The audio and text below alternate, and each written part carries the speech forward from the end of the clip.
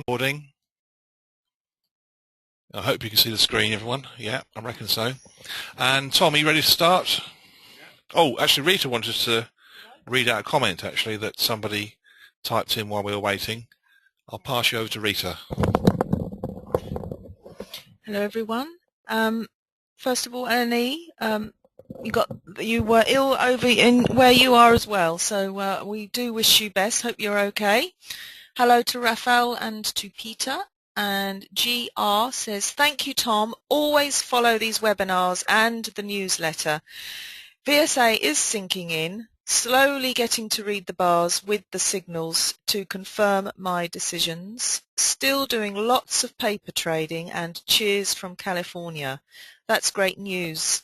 And it's well done to you to be sticking at paper trading. A lot of people are quite impatient and want to get straight in there, and so that's good. Tom wants to know what part of California you're from, because he's been there. You lived there, didn't you, Tom? Did you live? Yeah, he lived in California. LA. Sacramento, he says, Tom. Oh, that's just north of LA. Just north of LA. Okay, great. Okay, well, the other thing he asked me to say was please post your questions as he's speaking. He's going to start on the this chart that you see before you, and he welcomes your questions. Okay, so if you've got any questions, please post them. Tom. Yeah, hi everybody, Tom Williams here. Thank you very much for tuning in and listening to us. And I wish you all a very, very happy Easter.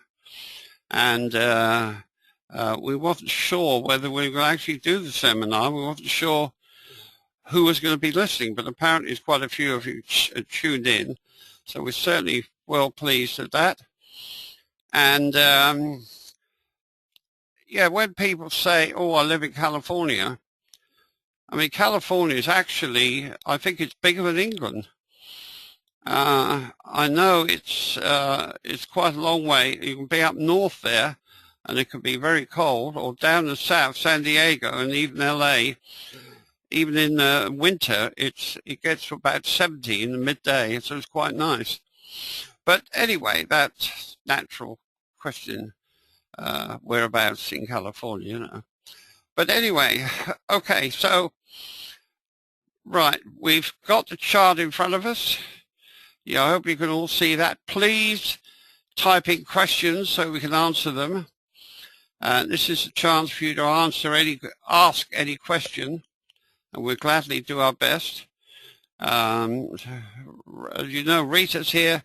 She's turning into a very successful trader in her own right, and Peter's doing very well as well. Which is I always find it rather amusing, because they're husband and wife, and of course they're secretly in competition with each other, which makes it good, makes you study more, or makes you concentrate more, I should say. Trading is a game of concentration, and so it's quite hard work trading, but the fact is you can make money if you get it right. Usually overrides that annoyance of having to wait for the right principles to appear, which I advise you to never trade unless you see a clear principle appear. Now, on this chart that we're looking at, there's several here fairly clear. Now, Gavin was on the phone a few hours ago, and of course he is delighted because he also had my view that the market was going to make a new high, and lo and behold, headlines apparently in the English newspapers that the S&P 500 has made a new high, against the feelings of most traders. Now, the trouble with trading is that you can't help it, but you develop a gut feeling.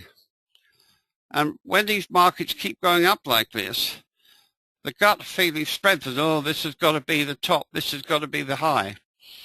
But we're now very, very lucky because you've got what we call the KG chart. And because the market works in such a way that we can know that, for example, that bullish volume, in other words, when it wants to go up, is increasing volume on up bars while decreasing on down bars. In a bullish market, that's why you can get testing, which we explain to you. And if you don't understand, please ask questions, and shakeouts and things like that. And yet, on the other side of the coin, a bearish market is increasing volume on down bars while decreasing on up bars, and that's why we get no demand and up thrust on low volume, things like that. So for us, and not only that, is that the computer has been done in such a way that it colors the bars red if it's bearish, and blue, you can pick your own colors apparently, blue if it's bullish. And I think only last week, especially on the newsletter, we anticipated that the market would go up, just simply following the KG chart. Now, what's interesting is, I don't think there's anybody else in the world can do this, because they don't understand volume spread analysis. They don't understand. Most of them don't even look at the volume, or it doesn't register with them. And don't forget, the volume is the amount of activity that's taking place on any bar. And once that's taken place, it doesn't disappear. You know, it's like you at home. If you're painting something, but you haven't finished the job, then the paint work that you've done previously doesn't just disappear, it's there. It's the same thing with these market principles. If things happen, they stay there, because that's how it works. Now, for example, now this is up to date yesterday, Thursday, because Friday is closed today. Now this here, this bar here, is a very clear test. Now we've said this many, many times, and the reason we keep repeating this is tests occur all the time. Not all the time, but very, very often. And especially on these end of day charts, they're very reliable. A test is when the market's been probably running into a few problems here and there, news or something, so nonsense they've cropped up. So they mark it down, and they often do this on a Monday or Tuesday. In this case, it was Wednesday. They mark the market down, look, quite dramatically, right? But the volume is low. That activity is low. So that means that as they mark that down, the professional side of the market, or the so-called smart money, was not panicked or not interested in lower prices. And you can see that by their lack of interest. Now, this is a concept that you see all the time, very, very often. Of course, don't forget the market is very cunning, it's very devious. They'll hoodwink you, if at all possible, with so-called news and one thing or another, and reinforce your gut feeling that this market is weak. And they mark it down, and then there's no end of traders panic, and they make money out of that, believe me. But it's a background that's important. Now, why has it gone up like this? Well, not only was the KG chart telling us it was bullish, which was mentioned in the newsletter and all last week. Now, why would it go up there? Well, because here, look, it's a shakeout. This is a clear mark down, look, and yet it closed in the middle. And next bar's up, so it must have been buying on this bar here, right? And then they mark it down and test. Volume is, well, just below average. But there's no real serious selling. So it went up next bar. When you get a down bar like this, closing well off the low, and the volume is just more or less above average, look, there's buying there as well. But the main thing was that only yesterday, right, Thursday, they got this test. And because it's Easter, because the markets are going to be closed today and Saturday and Sunday, it's a beautiful opportunity for the so-called smart money to take advantage of anything that's going to happen over the weekend. And they would obviously expecting higher prices. Now, don't forget so-called smart money or professional money, whichever one you want to call it, is traders that work either on the floor or wherever they are, right, that throw in 5,000 or 6,000 contracts or even more into the arena when they trade. And it's that impact that we're looking for, because we know it'll change the trend of the market until another force comes in to counteract that. Right, so it's fully understood. It's important that, and that's what's happened. That's why first of all we had a shakeout here, right? So that's bullish. Then they tested it. Look, the volume could be a bit lower, and that's why it hesitated slightly. But there's buying on that bar. Look, up. But yesterday, as soon as you see that, you know it's going to go up next bar, and that's what it did. And Gavin's over the moon because he was doing a big seminar in Poland, and he told everybody that the market was going to make a new high. So he's very happy, delighted in fact, because everybody wants to be right. But you've got to be careful in your analysis. It's never really a good idea. I mean, I talk to you and Gavin might talk to you, but see, if you make a statement to somebody else, then what happens if you're wrong? Which you inevitably will be, because the way the market works, because it's so devious and cunning, it will seem to go against what you're thinking. If you're fairly sure the market is going to fall, you bet your bottom dollar is going to go up next time. So if you talk to people, right, then what you've got to do is say, oh, well, I was wrong. I've got to change my mind. So you've got to do that. So is that worth it? It's interfering, in other words, with your analysis. And although I think I can do it somewhat, and Gavin, because we're more experienced, but you have to watch that. Be careful. So, right, we're making new high at the moment. There is a top immediately to the left, look. So we've got to watch that. Now, are there any questions about this chart before we look at something else? Risa says yes. Okay, Pete asks, have you seen any early warning signs in any of the indices that would suggest a top? Certainly not. I haven't witnessed.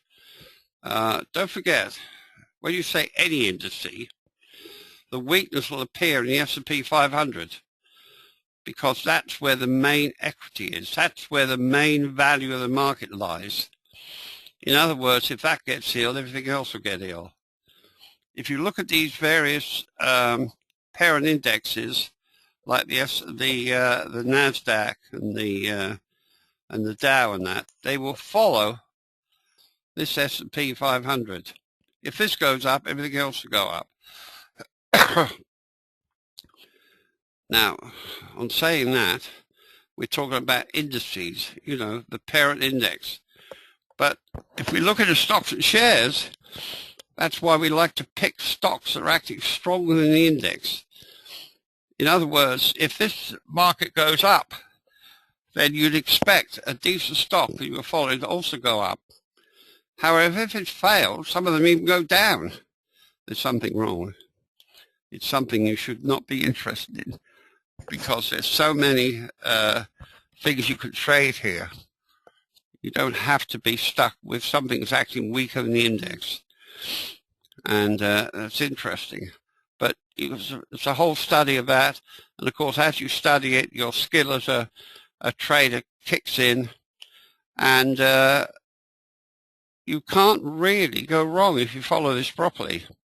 Now, the wonderful thing about the KG chart is it's all done for you automatically. If it's bullish, the bars are blue. If it's bearish, they go red.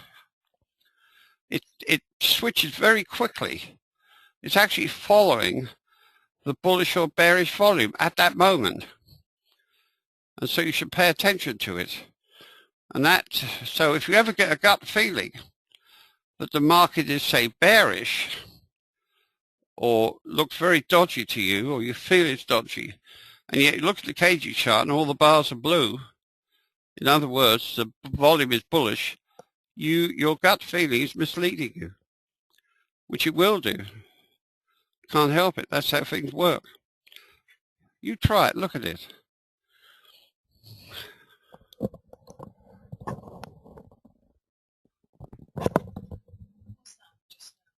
that end of day? Oh, can you turn it into a weekly? Yeah. Sorry for the delay. Just while Tom's talking about the S&P, Peter says on the weekly chart we are on the upper line of the channel. We haven't drawn one. Should we draw a channel, Tom? Where? All right. Tom's just putting a channel and then have a look.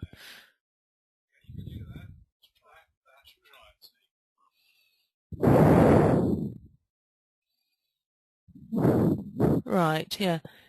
So have you got a comment there, Tom?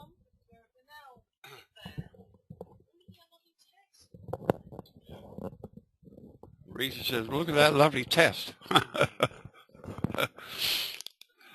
Oh, up there. Well, don't forget it's a weekly chart, but that is a test, look. That red down bar, look. A test always occurs on the down bar. However, sometimes you may look at a test and it appears to be an up bar. And the reason for that is that on a lower time frame, especially if this is a weekly chart, right, they tested on the lower time frame and it was bullish. So the market responded by going up on that successful test. So by the time you get to it, in a longer time frame, it appears to be an up bar. So keep that in mind. So it's what confuses a lot of people. So, but it's what we tell you is all logical. There's no fairy tales here. There's no stories about how people making millions and all this stuff. But this is how you read the market, and if you master it, you will be in control of your own destiny, and you will not be misled. Now, when I say misled, you can be easily misled even by your own feeling, which you're probably fully aware of. And that's why we emphasize this KG chart now, right? All the time that's bullish, this market's likely to go up. But when it switches, it'll switch suddenly, because that's what the KG chart's looking at, actual bullish or bearish volume. Now, Rita's put this up, and sure enough, we're slap bang on the top trend line, and that's why it was tested there. They want to know where they could go up. Now, it has gone up, but the volume's low. Now, so what's that? Is that no demand? Markets are unlikely to go up through these trend lines on low volume. But this is a weekly chart, so we need to check other time frames. That makes sense?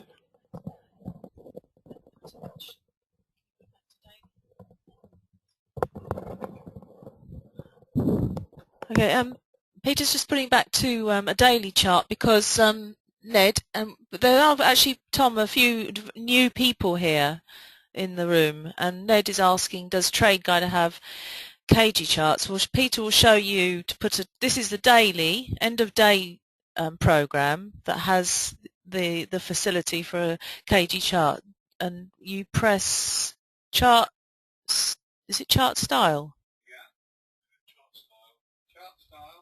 KG. KG, and up should come your KG chart. And we've had various questions about the settings and everything, and I'm afraid none of us can answer those questions about all these settings. But this is Tom's end of day daily chart of Ned says, I have the RT version. We haven't got, it's not on there. The facility for KG chart's not on the real time, I'm afraid. And Ned has another question. I am beginning to understand VSA in theory. How do you trade this? In other words, where would you enter, or what would tell you that it is okay to enter? And that in itself, hang on, is a whole webinar on its own, really. But Ned, if you're studying any of the books, you will learn the setups that there are at the bottom of the chart, at the top of the chart. And if you're going long, if you're in an uptrend, and you see a test in a rising market, that's a very, very good opportunity to buy. If you're in a downtrend and you see a no demand in a falling market, that's a very good time to sell. But we could be here all day long. Tom, do you want to say something? Well, don't forget that we don't follow formulas. We don't follow anything that's, oh, it has to do this or it has to do that business. It's like a housewife cooking a cake in the kitchen. You look at normally pick a book up, right, and it says, oh, 2 cups of flour and a pinch of this and a pinch of that and all the rest of it to make a cake that she's making. Now, an experienced cook doing that, they won't be reading the book. They'll instinctively know what a pinch is and where it goes, and they instinctively know how hot the oven has to be. And that's the same thing with this reading these charts. With experience, right, because nothing is exactly the same as before, by its very nature, it can't be, right? But the principle will be clear, like the testing, right? You can see the principle there of the test, and that won't change, and that'll keep going on hundreds and hundreds of times in the rest of your lifetime, because that's how it works. And once you learn to read these charts, your skill as analyzing chart will improve your skill as a trader. And then you'll automatically know what to do, and you'll feel for the market, just like the lady cooking the cake in the kitchen and not reading the book, the menu, the cookbook. Does that make sense? But it's there, and we can prove it's there. We can actually prove it's there by these automatic signals that we have, right? Automatic signals appear live on the live edge of the market as the data's coming in, telling you various things like strength or weakness or shakeout or whatever. Now, they may not all appear on one chart, but you've got no end of charts to look at. And I mean charts, I mean time frames. I mean, some people, I know one that trades for a 1 minute chart quite successfully. So they come up on all these different time frames. Now, the computer does not understand flaws in your logic, flaws in your thinking, flaws in what you told it. It doesn't understand it because the signals have to come up on the live market as it's unfolding in front of you. So the computer's sitting there, it's doing exactly what you told the program, instructed the programmers to do. And it's following those rules. It's coming up. And it's ignoring the news, it's ignoring gut feelings, ignoring everything. But if you think the signals are, I call them uncannily accurate, then that means that what you told the programmers must be fairly correct to do that. Even some of these signals that don't look all that good when you first look at them, I can show you why they're good in given time, because that's a bit too advanced. I don't want to confuse you too much with these various levels of supply and support and all the rest of it. But this is how the market works. And this is what the professionals are looking at. You don't see professionals looking at, they don't hold laptops with programs on. What they're looking at, this is what they're looking at, supply and demand. It's as simple as that.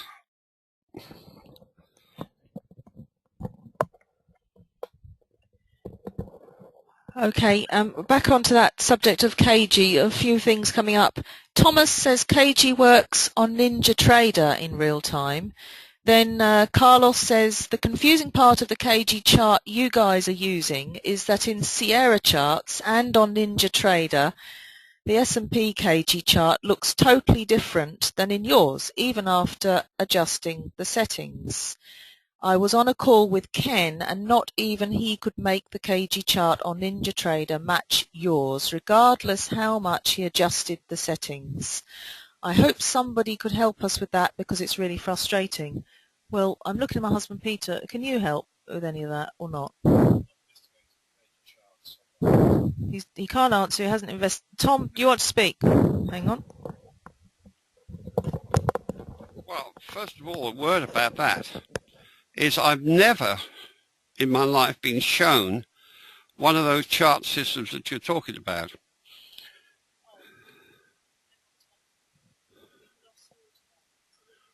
Have you?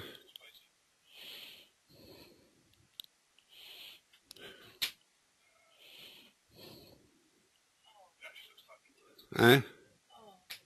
What's happened?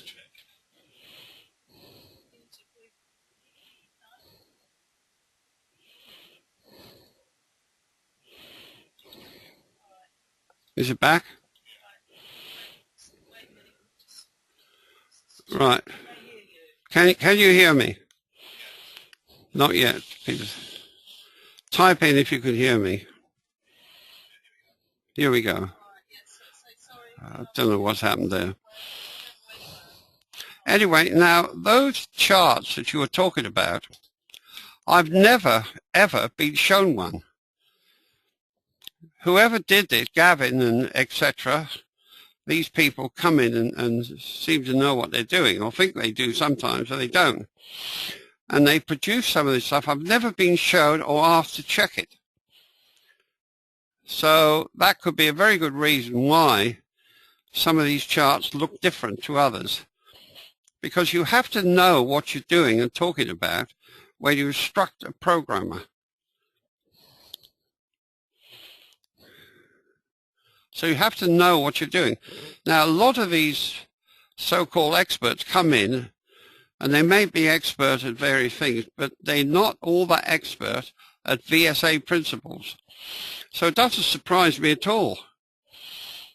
But you have to ask Gavin about that. I've never seen a chart of anything else.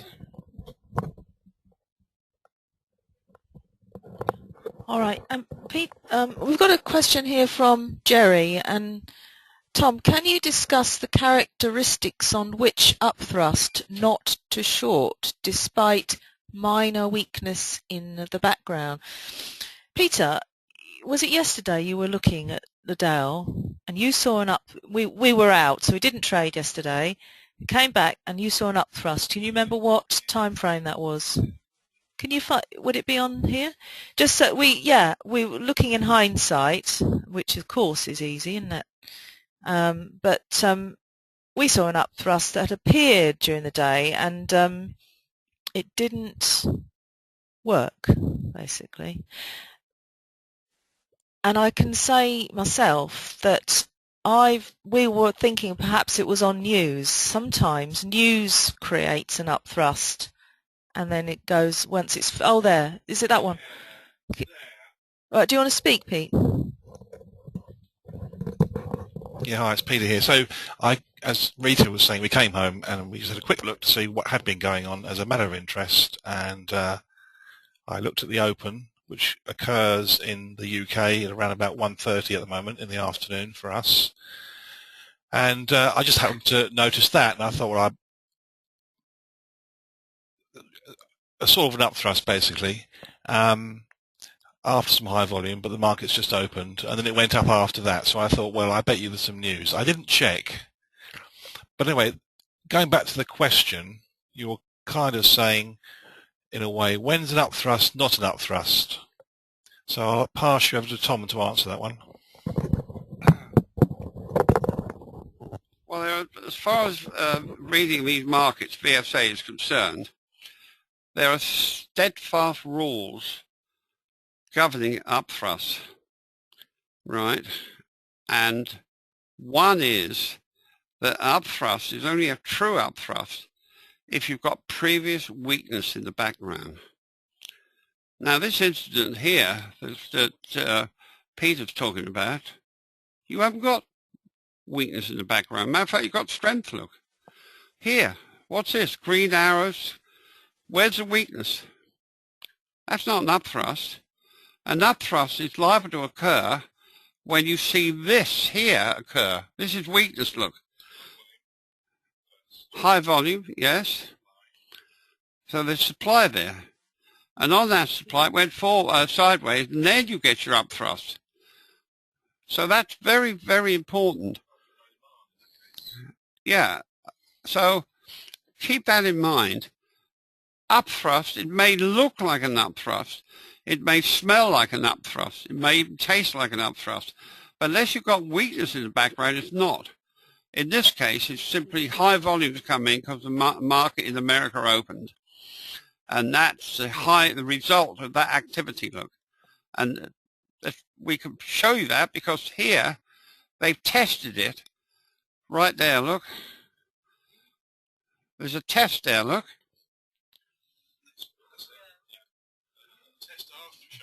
Yeah, so, okay, so the computer knows that's a test. And why? It's testing this so-called upthrust here. That's supply.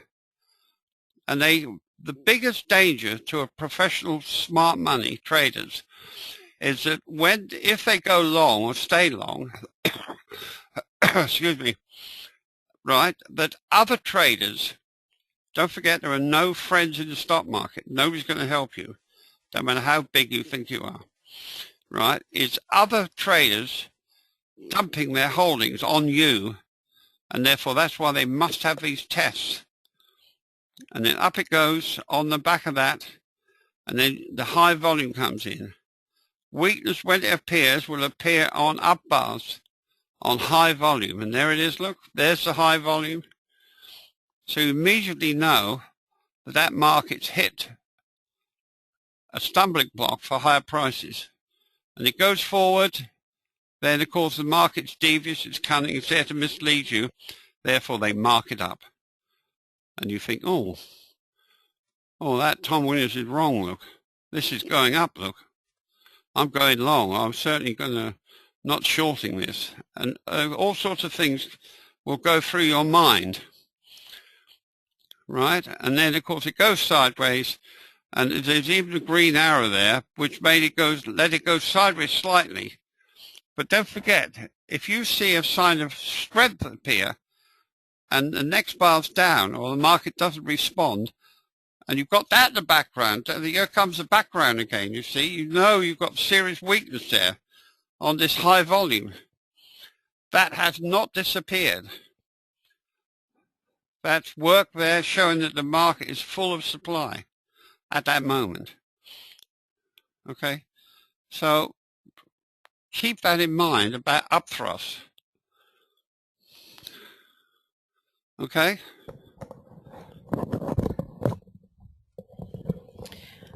Okay, Rudy, being a new member, are the trades made off the daily bars or the intraday time periods? Well, you can trade off the daily bars. You can trade off of any time frame that you like to, depending on your strategy or your. It all depends on lots of things like the size of your trading account.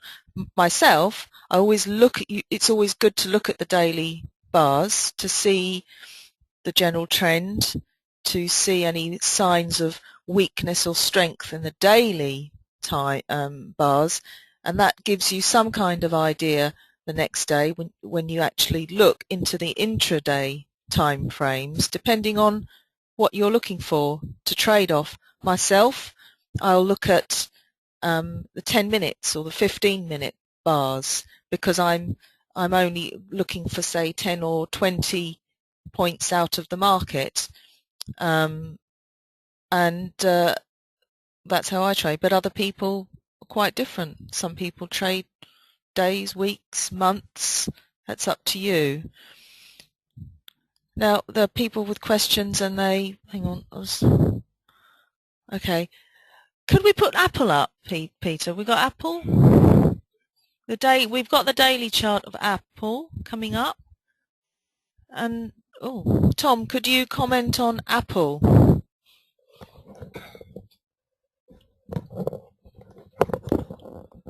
Well, I remember we looked at Apple, seems like ages ago, and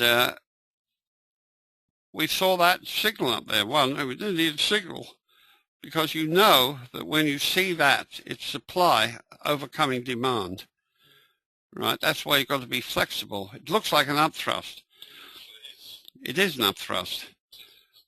Yeah, it tells us, well, the computer says an upthrust, which it is. It's a sign of weakness, look. And you've got weakness in the background. The fact is it's gone up like that. I remember at the time we predicted it was bearish, right? And we looked at the KG chart on this, and that was very bearish. And that's why it's come off like that. And it looks as if it's going to come off a lot further than that. That's not bullish. That's a weak market. I certainly wouldn't recommend anybody going long on Apple at the moment.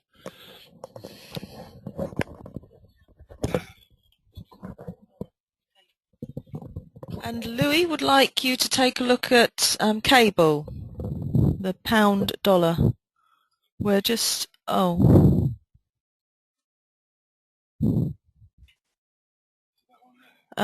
B, yeah. Well, we'll look at the daily chart. If there's another time frame you want to look at, please say.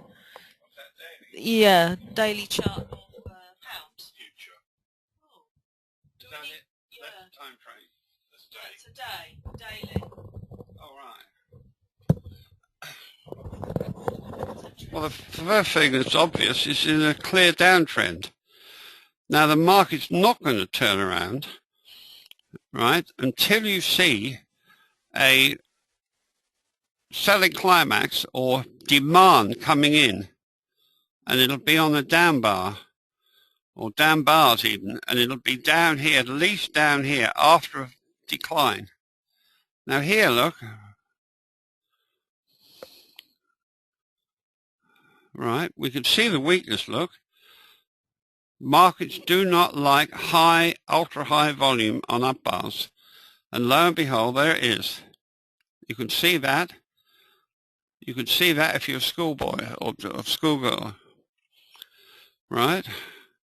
There's the supply. Professionals saw that. They marked it up next day. Look, no demand. And then it starts to fall. And all the time you get up bars with no demand, that's still going to come off. And you haven't got a selling climax. You've got a little bit of demand come in here. Look. Fair enough. That's enough to take it up to there. What's this, a pound? Yes. Yeah, so all these markets work the same way. But that's why we recommend that you specialize if you're a currency trader, you specialize on, say, the pound or something, right? One that you feel happy with, one that seems to work for you, and then wait until you see a clear principle appear, because the market will not turn against you if you've traded on a principle that VSA understands. I mean, we should really, although we've done it many, many times in the past, discuss there are about 3 selling opportunities clear in the top and about 4 on the lows, and we call them setups, where you're more or less 99% certain of it going in the way that the setups tell you it is. Now, we've talked about this no end of times in various teaching things in the past. I'm not quite sure when or where, but we call them setups. And the top one, at the top there, is when you see this ultra high volume appearing on an up bar after you see an up move. See, once you move from there to there, the market is vulnerable, right, especially if it hits these trend lines, which has clearly been falling, right, because the professional people who loaded up here now want to start unloading. And that's how they detect it. When you see the ultra high volume and up bars, it's been marked up probably on news of some sort, and they know the way the people, we call them the herd, behave, because the herd tends to behave the same way all the time. It's a term I've always used, the herd. I mean, you're an expert on herd behavior. Perhaps you don't realize it. For example, you know the best time you can jump in your car and go to work without being held up with traffic. Why? Because the herd does the same thing all the time. The herd probably wants to go to work at 8, 8:30. And if you go at that time in the morning, you're going to hit them. So the herd does the same thing, and they do the same thing in the market. So that's interesting. If you want to go to the post office, you'll know instinctively when's the best time to go without having to queue up and spend a long time waiting to buy your stamps or whatever you're doing. You know, so you're an expert on herd behavior, and they do the same thing in the stock market. They can't help it. And the professional money know that. They know how the herd behaves. And you know how the herd behaves. You think about it, but keep concentrating on these way of analyzing market, and gradually you'll get your head around all this. It'll all make a lot of sense, because whatever we tell you is always logical. There's no fancy fairy tales or any stories, or everything we tell you is the truth. We don't have to color anything or enlarge everything. We don't have to do that, because the market speaks for itself. Okay?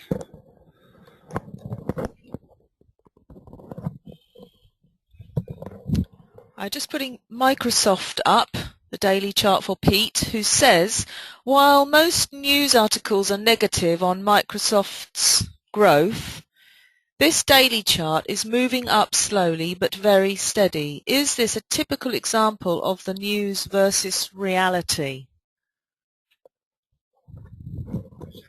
Pete. Who? Pete. Pete who? Pfeiffer. What's he say again? Could you comment? Well, most news articles are negative on Microsoft's growth. This daily chart is moving up slowly but very steady. Is this a typical example of the news versus reality? I mean, it looks very similar to the actual Parent index. Yeah, parent index, isn't it? So Well, Microsoft's big enough to look after itself, and it is behaving in such a way as it goes up and down with the parent index. However, can you put a longer term up with trend lines? Yeah. Peter's going to put some trend lines on. Oh, it is going up. Eh? Yeah, well, that's all right. And that'd be first 2 points of support, first high. Traditionally, how you draw trend lines.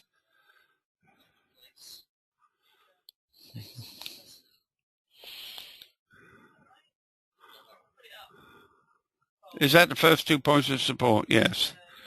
And the first high. Well, you can see by those trend lines, there's great opportunity there to go higher.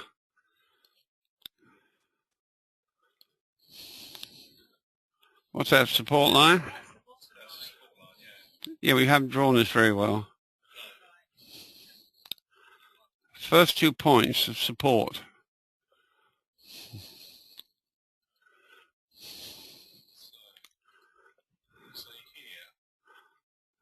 Yeah, you could fiddle around drawing your own trend lines. Yeah, go on then. And the first high. Here.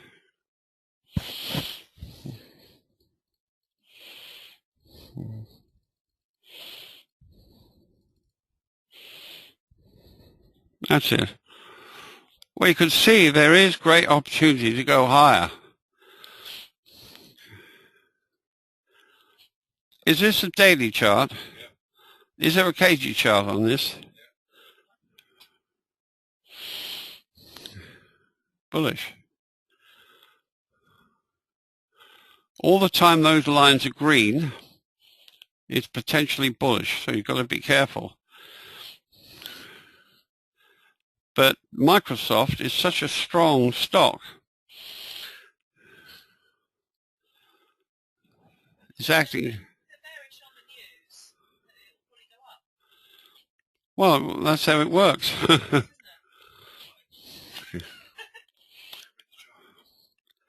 Well, you have to read it on a daily basis. Keep an eye on that KG chart. Make sure it's not testing. If it's a test there, which looks like one here, and it's actually as strong as the index, which it is at the moment. Well, currently it is. Especially if you've got any strength in the background. Now, that's interesting. Look, you've got very high volume on down bar. Right? Now, I said weakness when it appears on up bar. But that's appeared on a down bar. So there must have been some buying there. They're not sure about it, the professionals, so that's why they tested it. And they come along here and they retest it, look, here. And the volume is now low. And that's why it's gone up. So it's things like that you've got to watch. But don't forget Microsoft is very heavily traded. And this is what they'll have to do. So you've obviously got... Have we...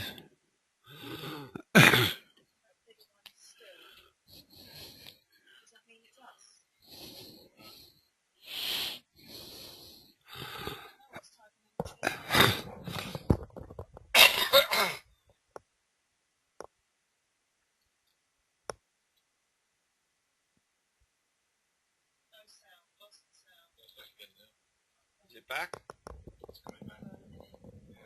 Coming back, is it? Sound went off. Testing. Can you hear me? We're back on. Good show. Now, we were talking about Microsoft here. And the last thing I mentioned was that weakness, when it appears on up bars, on high volume. But look, it's very high volume here, but it's not an up bar, it's a down bar, look. It's red, and that's why we color them red and blue, so you can identify an up bar easily and a down bar easily. Now, because the volume or activity is so high on that the professional money are not sure, right, whether it's clear to go ahead or not. So you have to test it. That's a test. But here's the test here, look. This is it here. Now if you draw a line, I can't see all that well, but I got it. If you draw a line through there, look, right, lo and behold, it hits it, look. There's your test. And there's a low volume, look. That is a principle. But whether you've learned to recognize that, I don't know. But see how they come in all shapes and sizes. They're not all built on exact figures, exact patterns. I always describe it like you look at the tree from a distance and all the leaves, to you, they're green leaves. They all look the same. But if you go up and study them, so I'm told, every leaf is different to every other. But they're still leaves. They still work. And that's why you have to learn to recognize the principle. And don't try to lean on formulas or has it got to do this or has it got to do that. Right? And as far as that sign of weakness is concerned there, you would expect that if they were going to test. And look at that low volume immediately after that. But they will test. The levels are important to them. It's a level. And there's the high volume, right, appeared there. It's very clear to see, look, there. And as soon as they test that level, so you have to go over here. Now, imagine you're waiting a week or so, look. And there's the down bar, even close in the middle, look. And there's no selling pressure at all at a level where clearly there was very high activity volume. And that's why it's gone now.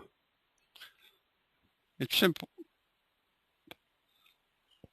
But once you get your head around recognizing that, you'll recognize them. And they come along all the time. They're happening all the time. But make sure it's a level. And you don't trade unless you see that happening.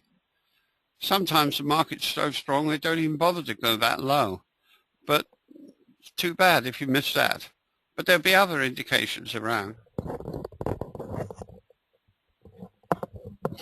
A question from Jerry here.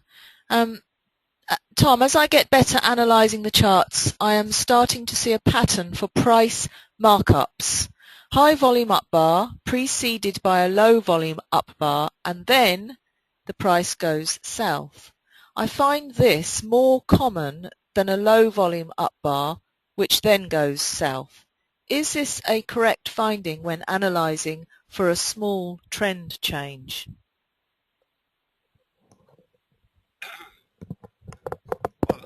Yeah, it sounds okay. The main thing is that you see all these moves are different. Not the principles there. Their move may be slightly different within the principle, working of the principle, which is very logical. But don't nail yourself down to anything precise. The main thing is that when you see high volume at a certain level, it's a level they need to test. And if in the future, in this case, Microsoft, look, says how many days? Quite a few there. Right, by that time you think, oh, the news is probably bad too. So that puts you off. But say, if the news is bad, you think, oh, well, it can't be right, you know. But the market works on supply and demand. If there's no supply at a level where there was supply, and it's a down bar, it means professional money are going to take it up. That overrides everything. Overrides news, comments, you name it. Okay? So try to get your head around that.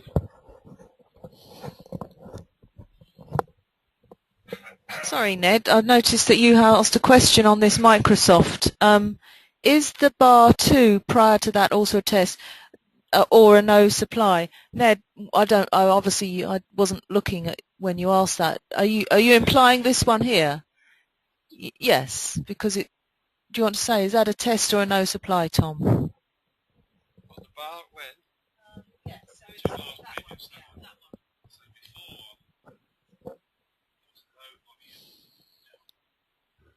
What there? Well, don't forget, I just said to you, the main criteria is the level,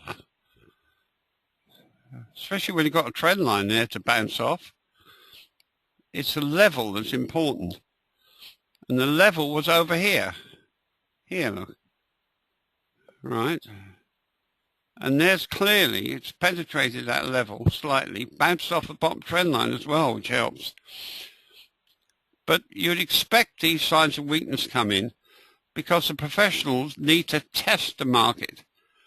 And they can test it by perhaps selling or whatever they do on some bad news or something. They don't care. They want to mislead as many people as possible anyway. But it's the level that's important. So remember that, it's the level. And therefore it penetrated down onto that level, which we've drawn the line across there, look. There's the ultra high volume, look. There's the level bar, and bang, right into it. Not only that, but it closed in the middle, look. So that's what you're looking for. It's like the lady cooking the cake in the kitchen, right? You get good at it with practice. And you don't have to stand looking over a cookbook on how to make your cake. Because you know, and you recognize what's going on. You recognize the oven settings and how much flour you got in there and the texture of the cake. It's all automatic in your mind. And that's how these charts are.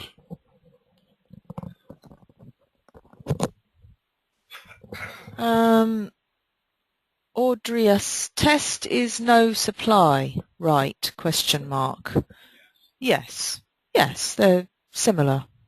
Another one, the last bar has a tail below the close of the previous bar. Is that a test? Are you implying this bar? Is that what you mean? Yes. No, that is not a test. Actually, tests do come in in various shapes and sizes. But no, that is just an up bar. There was once somebody did a very good webinar on tests alone, and that I don't know where on earth that will be. That might have been Philip Friston, who's fantastic at. It might be in the archives, but there's been a lot of changes done to the website, so I don't know whether it'd still be there. But if that was an up bar, well, I'm not going to say anymore because it would just confuse everyone. So really, there's something that is a little bit of looking for some tests to really show you. What was the previous chart, Tom? Can you remember? Well, actually, you want to go back to it anyway. The S&P. Where is it? Have we still got daily? Is that the day? So there. It's a lovely test. It's a low volume less than the previous two bars. See, that is pink, so that means the volume is less than the previous two bars. It's dipped down, closed on the high here, and the spread is narrow. That's a typical lovely test. So there are other tests, but that's a nice obvious test. And there was a question for, so Park says yes, tests by Philip it was about April 2011, so you might find it. And there, which would be fantastic if you're new and you want to learn about tests, then find that. Craig, of course, we're toing and froing here, and I know your question was a while ago. How would you interpret the higher volume bar, down bar, around the 18th? Was this the chart that you were talking about at the time, Craig? Asking about at the time? Yes. So you mean, yeah, on that, not that one there. How would you interpret that, Tom? I remember us saying we weren't actually sure at the time. You know, that bar there, very high volume there. Yes, that one. Very. No, but this is another question. It's not about tests. It's asking how would you interpret that bar? Well, I would assume that they're supporting the market somewhat. There is quite a bit of supply around, admittedly, right? I think we know. Well, I think we mentioned this. I think we did, didn't we? That day when we saw that very high volume.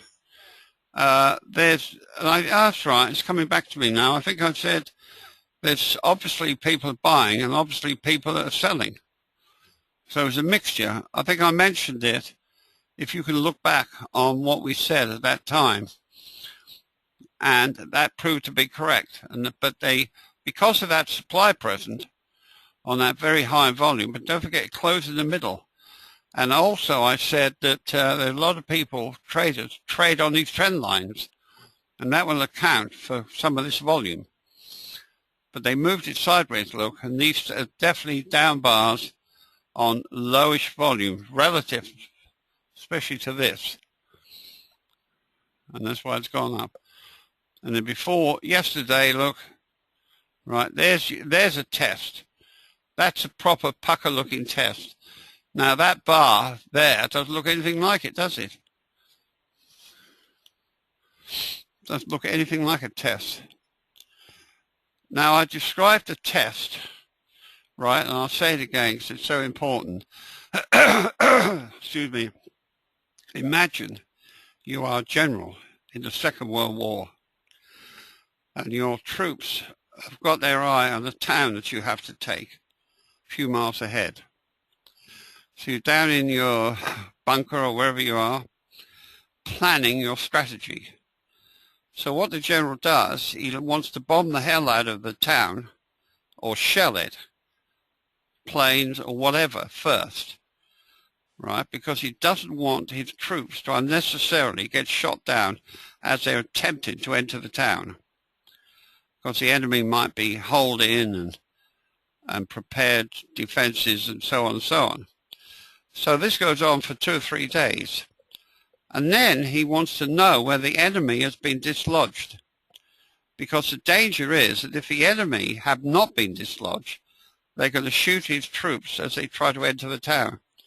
So he sends a patrol in at night usually. So you get 5 or 6 men all blacked out, black uniforms, black faces, so on. And they creep into the town and find out where the enemy is actually still there or they've been dislodged. And they bring that information back to the general. And if the information is, no, the enemy has run, they've been driven out of the town, the general will be quite happy to send his troops in there knowing that they won't get killed. And that's a test.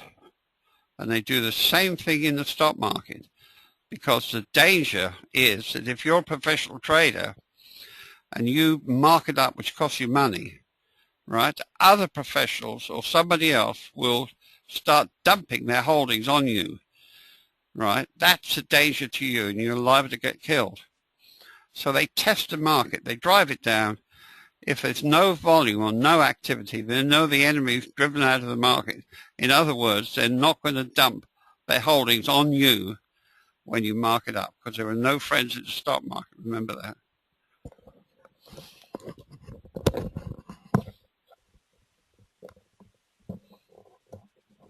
So we're going back to the weekly chart because Peter had another question there.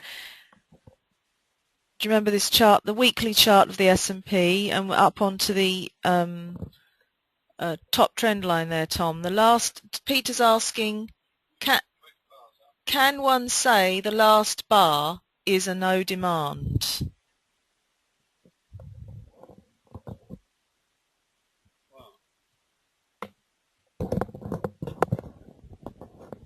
Certainly looks like no demand, doesn't it?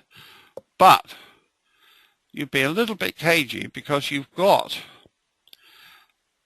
that test on the previous bar. And the low volume may be concerned to you because the market is not showing a full week's trading here. Best to check it out on a KG chart. If it's still blue, it's bullish. If it suddenly turns red, it's bearish. That's a hand holder. And the beauty of that, the computer does it all for you. You don't have to remember any of this or anything. You just go by the color of the bars. As a matter of fact, Rita, we're going to set up an account. And Rita's going to trade the KG chart as it shows without any analytic skills at all and see what happens. If it's red, we're going to short. If it's blue, we're going to go long. It's as simple as that. You've got to act quick, though, because that's actually what drives the market, bullish or bearish volume.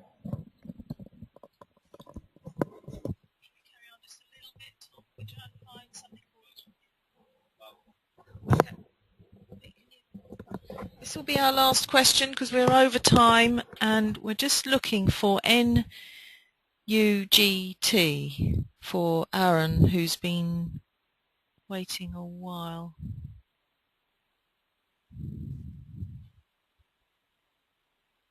If we can. So, well, do you know what company is this, Aaron? NUGT. So Tom's just asking. It's an EFT. ETF, sorry. Yeah, you're right, ETF, rather. Yeah, it's an ETF, electronically traded fund. Oh, it's of gold miners, he says. Yeah. I don't think we've ever looked at this before. Tom's just taking a look at the chart now. Here we are. It looks as if it's fairly well traded. You've got high volume here on this up bar, which we know is weakness.